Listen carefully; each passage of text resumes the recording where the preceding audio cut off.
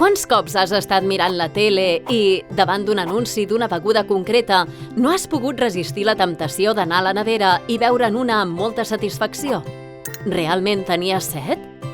O, per un efecte gairebé màgic, com si d'hipnosis es tractés, unes persones desconegudes, anomenades publicistes, han aconseguit crear-te una necessitat per mitjà de la publicitat.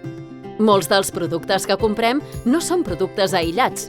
Se'ns materialitzen al cap associats a un color, a una imatge o a una actitud de vida que ens fa sentir invencibles.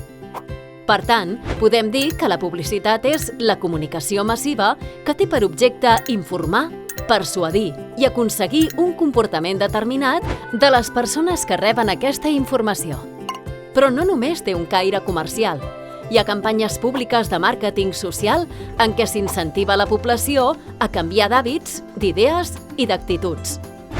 Ara que en saps una mica més de la publicitat i el seu efecte màgic sobre les persones, pots ser conscient del poder i la importància que té. T'animes a comprovar-ho fent una campanya publicitària?